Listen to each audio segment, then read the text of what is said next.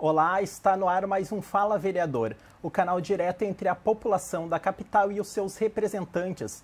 Toda semana recebemos aqui no nosso estúdio um vereador para responder perguntas enviadas pelos porto-alegrenses por meio das redes sociais do Legislativo no @CâmaraPoa. No início de cada semana é informado no Instagram do Parlamento o vereador que irá participar da programação. No programa de hoje recebemos o vereador conselheiro Marcelo, do PSDB. Vereador Marcelo, seja muito bem-vindo ao nosso programa, tudo bom? Bom dia, muito obrigado mais uma vez por poder participar. E estamos aqui à disposição desta casa aqui, a qual tenho muito orgulho em fazer parte dos 36 vereadores. E está fazendo trabalho porque sei do compromisso que nós, vereadores, temos com a população de Porto Alegre. Então, é com muito orgulho que eu assumi este ano, dia 2 de fevereiro. Então, procurando fazer da melhor forma possível e um trabalho voltado principalmente para a área social, para as comunidades, para a área da criança e adolescente. Perfeito, a gente que agradece a tua presença aqui no nosso estúdio, vereador. Então vamos passar para a primeira questão, né, enviada pelas redes sociais, vai aparecer aqui no nosso telão. É do Eduardo, vereador. Ele pergunta quais os principais temas dos projetos de lei apresentados pelo senhor nestes primeiros meses aqui no Parlamento. Os principais projetos que a gente tem trabalhado de forma muito clara, pelo fato de eu ter sido conselheiro por quase 20 anos aqui na cidade de Porto Alegre. Então, um conhecimento que eu me capacitei, que eu estudei muito, principalmente para poder trabalhar com um tema tão importante, né, que é a criança e adolescente. E principalmente quando se trata dos direitos violados, né? Então, os projetos que eu sempre procuro trazer, já trouxe, inclusive, voltados para a área da segurança, principalmente nas escolas, o que teve aquele fato da chacina que teve nas escolas. Então, um dos meus projetos, antes mesmo de acontecer, já era essa questão do monitoramento dentro das escolas, para dar mais segurança não só para os professores, mas também para os alunos, para a questão no que se refere à entrada também, para ficar uma coisa mais que fique registrado, né? Enfim, e dar mais segurança, porque hoje, infelizmente, as escolas não têm uma estrutura adequada para controlar ali a entrada, a saída de quem entra, enfim. Infelizmente, é uma realidade que está sendo cada vez mais difícil. Então, um dos nossos projetos foi esse. Outro projeto também que nós apresentamos hoje, conforme o novo censo, né? A Porto Alegre tem 1.300.000 habitantes.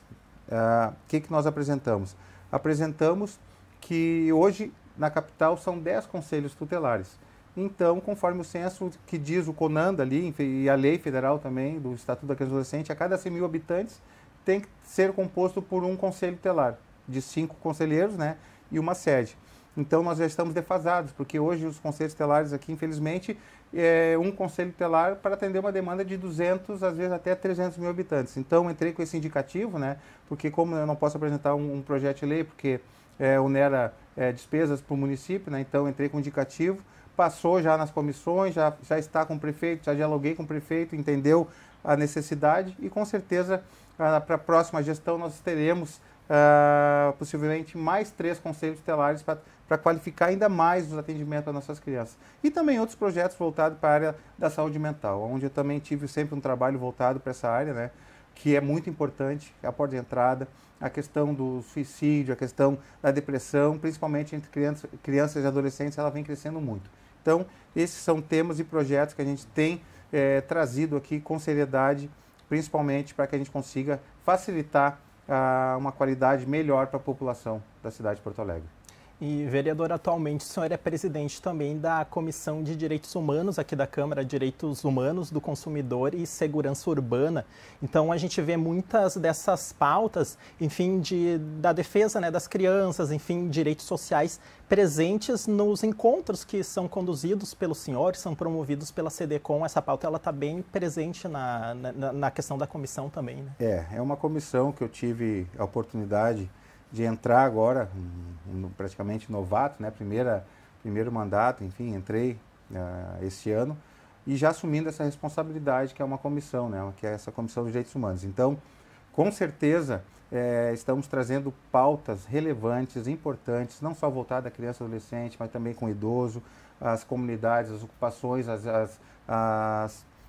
muitas ocupações que tem na cidade de Porto Alegre. Então, é nosso papel dar uma resposta, trazer o Poder Executivo aqui e dar uma resposta para a comunidade, para essas ocupações, enfim, porque elas não estão lá também porque querem, elas estão lá por necessidade. Então, é dessa forma que a gente tem que tratar com seriedade, principalmente esse tema da moradia, né? E também outros temas da comissão, que também segurança urbana, que a gente também tem trazido para essa área, inclusive na semana passada, a questão dos bares ali, das situações que estão... A vida noturna de Porto Alegre tem mudado muito, né? Principalmente agora no 4º Distrito. Ali na região que é do Bonfim, ali para aquela região, né? Menino Deus, então ali já tem uma cultura mas que também precisa ser vista de perto, né? Sempre respeitando todas as partes. Nós não podemos nunca legislar por uma parte da sociedade e a outra não. A gente tem que legislar para um todo, né? Então, essa é a importância dessa comissão e dessa casa, para que a gente legisle para um todo, né? Então, essa comissão tem recebido muitos elogios na comissão, que dizem que essa comissão é a comissão mais atuante dessa casa, né? Pelo fato dos temas que a gente tem sempre, nossas reuniões de terças-feiras sempre têm sido cheias, muitos secretários, a comunidade tem se feito presente, enfim, uma reunião de comissões que a gente não procura, e eu deixei claro sempre desde o início. Nós não estamos aqui para falar sobre partido, nós estamos aqui para falar sobre o bem que a gente poderá fazer para a comunidade. Então, a gente conseguir estabelecer esse respeito entre os vereadores, ali nós temos vereadores, o Pedro Ruas, o professor Alex, agora que também assumiu agora no lugar do Alexandre Bobadra, né? O Cláudio Conceição, a vice-presidência também, mais o vereador Cassiá e o Rony Medina. Então, a gente tem feito um trabalho fantástico ali e principalmente dando respostas concretas para a comunidade, para todos aqueles que vêm aqui na comissão nos solicitar. Então, é nesse sentido que a gente segue trabalhando. Perfeito, um importante trabalho aí da CDCom. Vereador, vamos para a segunda pergunta, é da Nicole. Ela quer saber o que o senhor acha das políticas públicas destinadas... O que você acha, melhor dizendo, você acha que as políticas públicas destinadas a pessoas neurodivergentes são suficientes, vereador? Explicar para quem não conhece esse termo, seriam pessoas que necessitam de inclusão, né? Pessoas com transtorno do espectro autista, pessoas com TDAH, pessoas com síndrome de Tourette. Seriam políticas para realmente incluir essas pessoas que passam por muitas dificuldades na sociedade em geral. É um tema que eu sempre procuro trazer com muita seriedade aqui para esta casa, porque essas famílias, principalmente eu, pelo fato de estar quase 20 anos, fui quase 20 anos conselheiro tutelar, então eu tive ao lado de muitas mães com dificuldades, com essa situação, que tiveram muitas portas fechadas, quando o diagnóstico chega pela porta da frente, o pai já sai pela janela, então as mães acabam ficando muito sozinhas. E eu tenho discutido e debatido muito esse tema, tá? Principalmente a porta de entrada que o serviço público, que as políticas públicas têm que ter um olhar diferente para esse tema. Por quê? Uma mãe que ela não consegue, hoje, infelizmente, há uma dificuldade muito grande para a mãe conseguir uma avaliação, para conseguir um diagnóstico. É uma dificuldade gigantesca. Infelizmente, a fila hoje no serviço público, tem filas de espera ali de 1.300 dias, 1.500 dias. Isso aí a mãe não tem, é inadmissível uma mãe perder todo esse tempo podendo já estar trabalhando com o seu filho, já podendo podendo saber a realidade e a forma que vai poder lidar com o seu filho. Porque até então, antigamente, quando eu era mais novo, né, era frescura. Era todas as crianças com se chamava hiperatividade antigamente, né? Não, é só dar medicação para ele ficar calminho. Hoje não. E tem muitas outras crianças ainda que não conseguiram ter o diagnóstico, então esse número poderá aumentar cada vez mais. Então já há um estudo que a cada 35, 36 crianças que nascem, já já é com espectro autista ou com alguma necessidade, né? Alguma diferença. Então, é muito importante, tá? Eu sempre digo, porque uma mãe, a porta de entrada hoje, ela primeiro tem que passar pelo CRAS. E a mãe ela já está ali, já tá cansada, já está fragilizada de tantas portas fechadas. E aí o primeiro atendimento é crucial para essa mãe.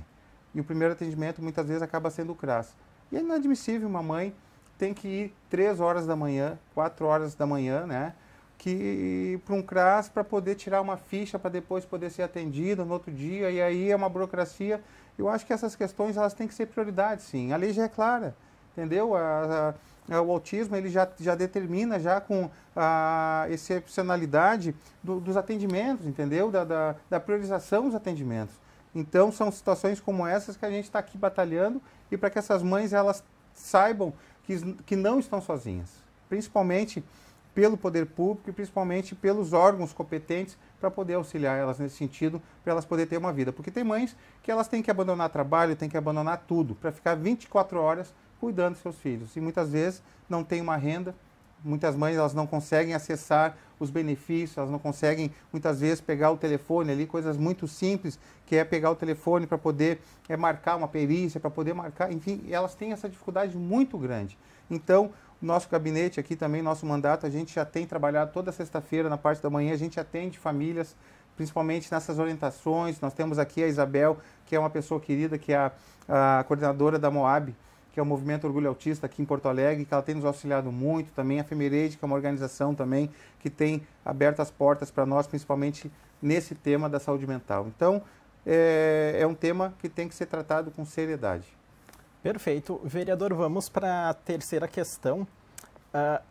Só para contextualizar, nas últimas semanas, o estado do Rio Grande do Sul como um todo, aqui em Porto Alegre, inclusive, diversas regiões foram afetadas, né, pelas fortes chuvas. O arquipélago, região sul, foi bem afetada. O senhor, nas últimas semanas, visitou essas comunidades. Então, o questionamento da Simone, vereador, é quais as medidas adotadas, né, frente aos alagamentos que aconteceram aqui na cidade durante essas vistorias, o que o senhor constatou e as medidas, né, que estão sendo tomadas a curto, médio e longo prazo para evitar estes transtornos novamente. Eu moro numa região, tá, há 48 anos, que ela, infelizmente, ela passa por várias situações, principalmente em grandes chuvas, em grandes volumes de chuva. Eu moro ali na região, nas proximidades da Arena, na Vila Farrapos, ali o Maitá. E ali é uma situação muito difícil que, ainda mais agora que a comunidade está vivenciando, né, com os alagamentos. Não só aqui, mas tem muitos outros lugares em Porto Alegre, mas eu posso falar com tranquilidade da minha região ali, né, a qual eu crescia e continuo morando ainda, que precisa sim de projetos, precisa de grandes investimentos, tá? Porque infelizmente um outro causador também, tá, dos alagamentos, infelizmente é o lixo. Descarte irregular de lixo, eu tenho feito vídeos, eu tenho me manifestado nas redes sociais, porque o pessoal culpa muito o prefeito, culpa muito os vereadores, mas muitas vezes eu tenho feito, inclusive colocar nas minhas redes sociais a questão dos alagamentos, muitas vezes o que ocasiona esses alagamentos. Na casa de bombas, as equipes lá tirando toneladas e toneladas diárias de lixo, porque esse lixo que a pessoa acaba descartando de forma irregular, ele vai para algum lugar. Esse algum lugar são os bueiros. E o bueiro, infelizmente, ele tem os tamanhos ali deles, né? E que muitas vezes acaba sendo obstruídos. E com essa obstrução acaba dando esses grandes alagamentos. Lá eu tenho dialogado muito com o prefeito, principalmente também com o Maurício Loss, que é o diretor-geral do DEMAI, e eles têm esse entendimento que não só a minha região, mas toda a cidade de Porto Alegre também precisa ter um investimento muito grande. E na minha região ali, eu fiquei muito feliz que acredito que vai ser investido mais de 200 milhões em macrodrenagem, né, em obras grandes ali para a nossa região, até mesmo na construção de mais uma casa de bombas, né, e também algumas mudanças nas galerias ali, porque hoje nós temos galerias que infelizmente elas estão todas obstruídas, precisam ser drenadas, precisam ser desobstruídas, né, porque nós temos ali uma dificuldade muito grande, muitas vezes, de poder acessar essas galerias. Inclusive agora nós tivemos uma visita com o prefeito e com os secretários ali na Vila Farrapos, ali ao lado da Mário Quintana, onde uma galeria precisa ser limpa, precisa ser desassoreada, só que eles estão com dificuldade porque construíram casas em cima. Então, acho que tem umas 6 ou 7 casas, e junto com essas casas também fizeram alguns depósitos de reciclagem. Então, o DEMAI não consegue abrir ali o valão para poder desassorear, para poder meter a máquina ali, para poder fazer essa limpeza, mas enquanto isso, a comunidade fica sofrendo.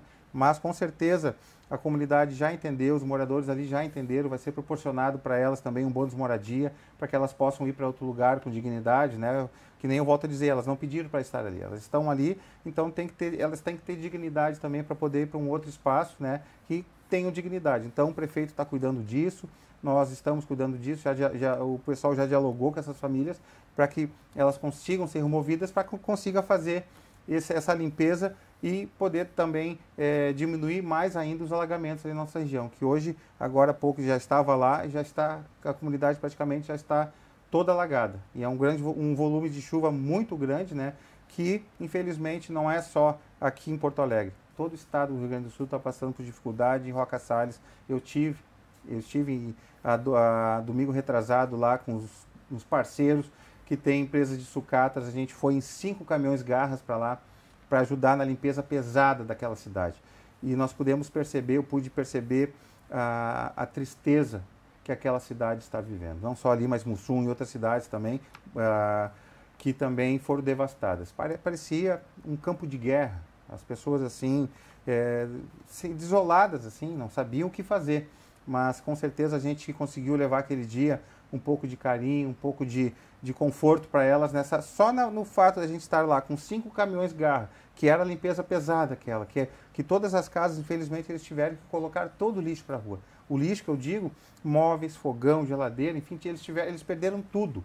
E sem dizer aqueles que perderam as casas. Então, o nosso papel que a gente fez aquele dia lá era tirar esse lixo, e para eles poderem começar do zero. Muitos começaram do zero. Então, é uma situação que o Brasil todo está passando, que a gente, infelizmente, a lei da natureza, né, a gente não pode ir contra ela. É um grave problema, né, vereador? E todos que puderem, né, tiverem a oportunidade, né, de auxiliar de alguma forma, assim como o senhor fez, que ajude esse pessoal que está passando por um momento bem complicado. Vereador, vamos para o próximo questionamento, é da Letícia. Ela quer saber, vereador, algum projeto de profissionalização dos CTs, os conselhos tutelares, como o senhor no início ali comentou, o senhor foi conselheiro tutelar por quase 18 anos, 4 mandatos, saiu do conselho tutelar, né, para poder assumir aqui o mandato legislativo. Em relação a essa profissionalização, algum projeto, vereador?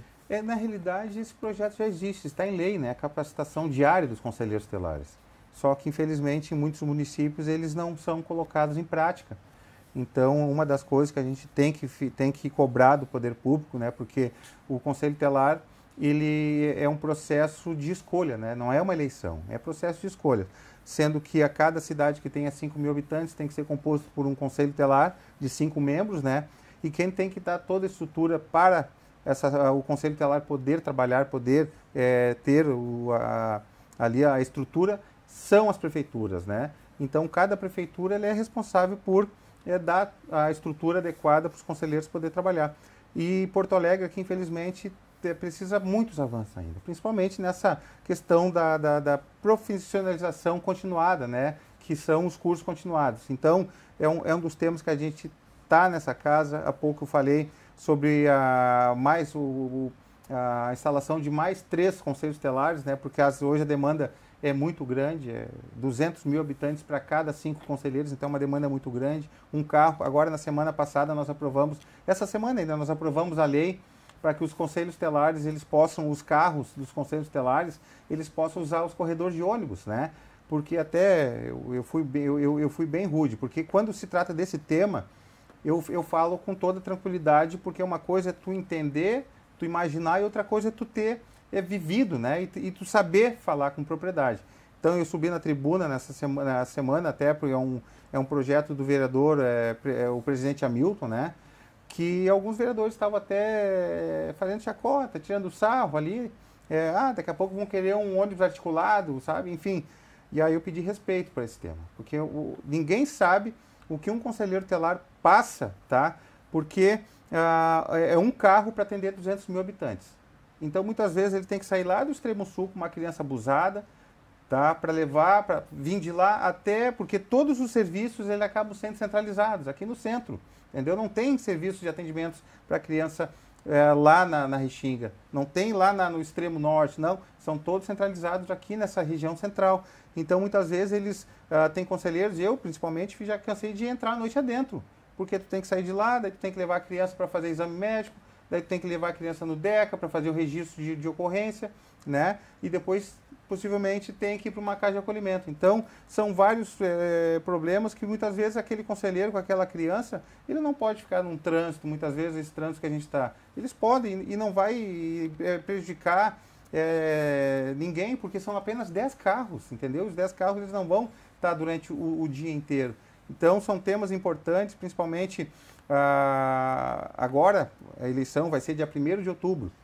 E eu trouxe muito esse tema aqui para a CDCOM, para a Comissão de Direitos Humanos, que, infelizmente, na gestão passada, a eleição do Conselho ela foi muito difícil, ela foi muito horrível, a forma que foi tratada, da forma que eles prepararam a prova, enfim, conseguimos mudar, ter muitos avanços através dessa comissão. A coordenação dos conselhos tutelares também nos procurou, estivemos presentes em todos os momentos. E agora, inclusive a vereadora Cláudia Araújo impetrou com uma ação contra o CMDK, que hoje estarei representando a Câmara de Vereadores, hoje vai ter um seminário da OAB, tá, onde vai ter o Poder Judiciário, o Ministério Público, vai estar várias entidades para falar sobre as eleições, tá, um seminário sobre as eleições do Conselho Tutelar deste ano. E lá eu vou poder explanar e colocar o porquê que dificultaram tanto essas eleições para os conselheiros tutelares. Já é uma eleição muito difícil. A pessoa não é obrigada a sair de casa. Tá? Isso já é um ponto. Também, a divulgação. Não tem divulgação. A maioria da população desconhece da eleição e principalmente como se votar.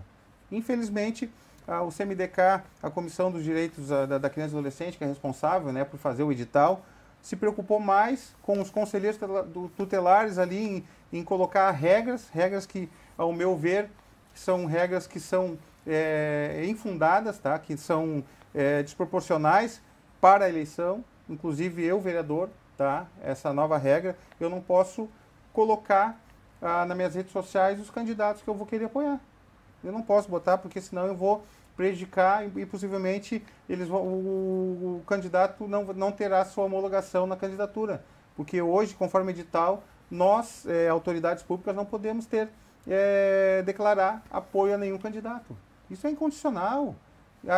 Sabe, não tem democracia nesse sentido. A gente não pode usar máquina pública. Entendeu? Mas eu não posso fugir de ter o meu direito de escolha. Então, isso é alguns temas que nós vamos trabalhar hoje. Eu vou estar representando, o presidente Hamilton me passou essa função ali, principalmente ser um tema que eu consigo dialogar e consigo debater, porque a gente tem clareza e conhecimento de causa. Né? Então, vou estar trabalhando hoje de tarde nesse seminário e podendo também debatendo. A vereadora Cláudia Araújo entrou com uma ação onde já ganhou para poder botar a colinha atrás, o espaço em branco ali, porque hoje em Porto Alegre tu pode votar até em 5 candidatos. Então o eleitor ele tem até 5 opções em cada região, ele não pode votar num aqui e o outro da Restinga e o outro não, senão é anulado, ele tem que votar somente na região que ele vota. Então ele poderá ter até 5 candidatos. E esse edital agora proíbe que tu deixe o espaço em branco, assim como tem para senador, para governador, para deputado estadual, para deputado federal, tu tem que ter as opções. Então, é só um candidato que tu pode colocar ali. E nunca foi assim. E aí as pessoas já têm essa dificuldade de entendimento, porque na eleição passada, 40% dos votos que saíram de casa para ir votar no Conselho Tutelar foram anulados.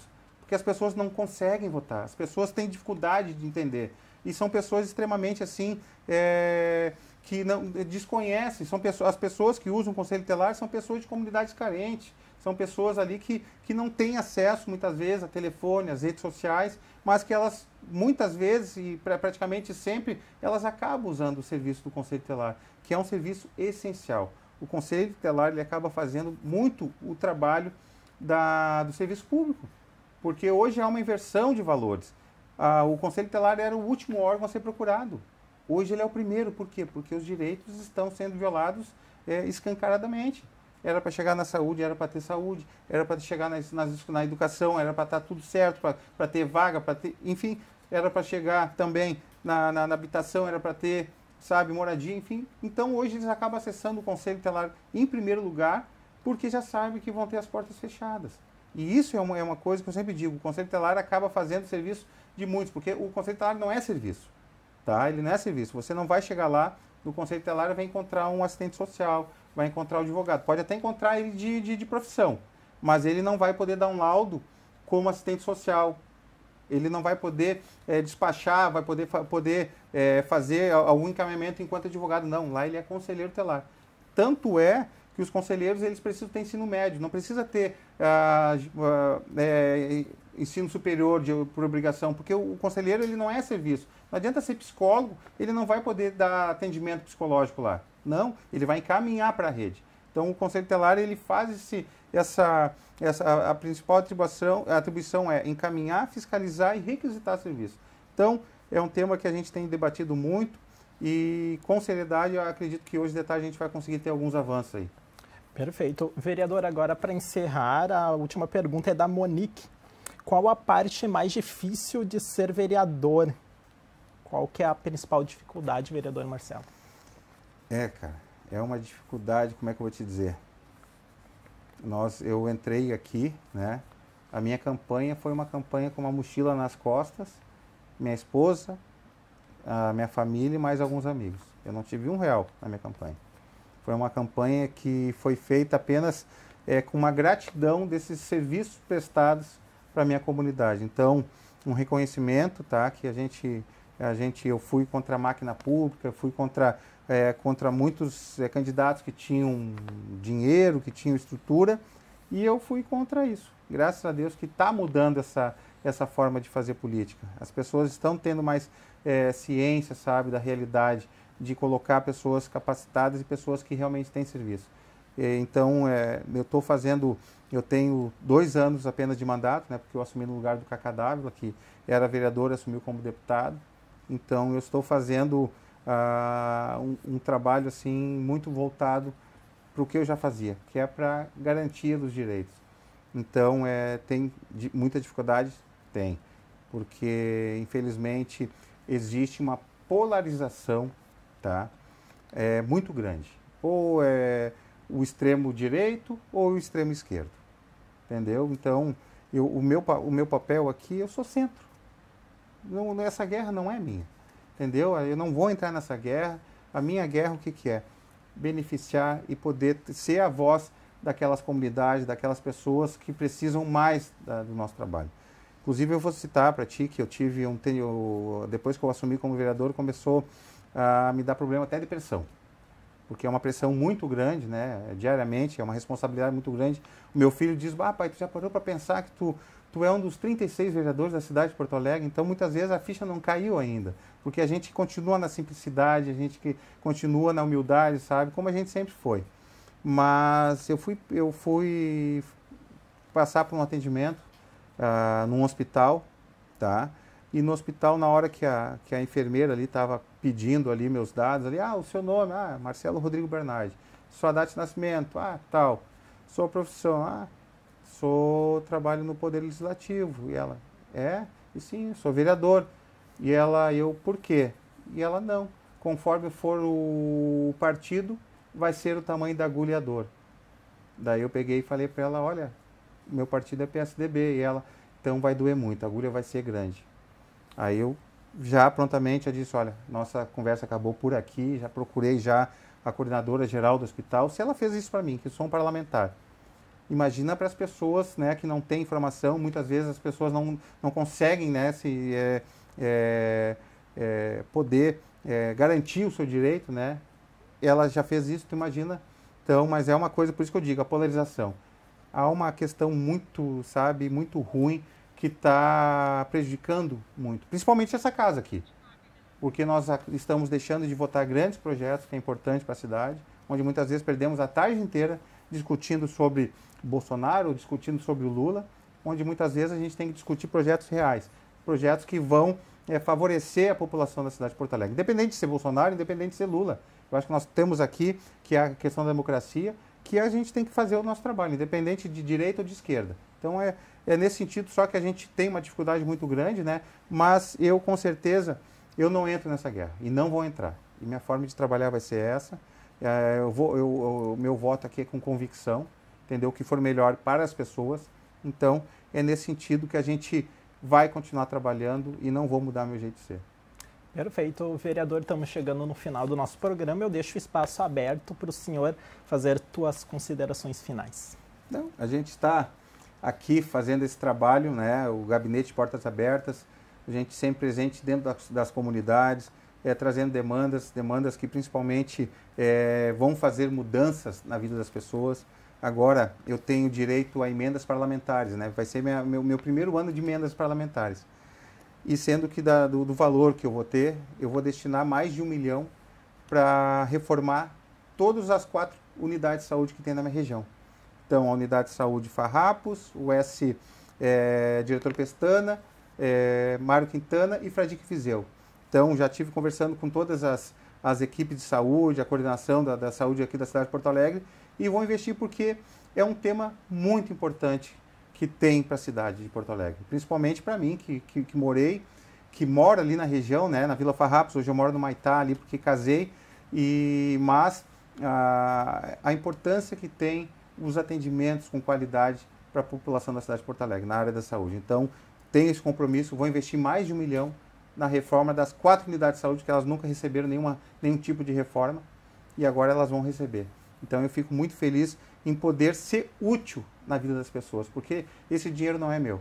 Esse dinheiro é da população, é seu que está me assistindo, né? Então, é um dever meu, enquanto legislador, em aplicar esse dinheiro com seriedade e fazer com que ele mude, com certeza, a vida das pessoas. Perfeito. Muito obrigado, vereador. Volte sempre à TV Câmara. Bom, Fala Vereador de hoje fica por aqui, mas na semana que vem a gente volta com mais uma rodada de perguntas e respostas com os vereadores aqui de Porto Alegre. Acompanhe o dia a dia do Legislativo nas redes sociais do Parlamento e participe. É só acessar @Câmara Poa. Obrigado pela companhia e até a próxima edição. Tchau!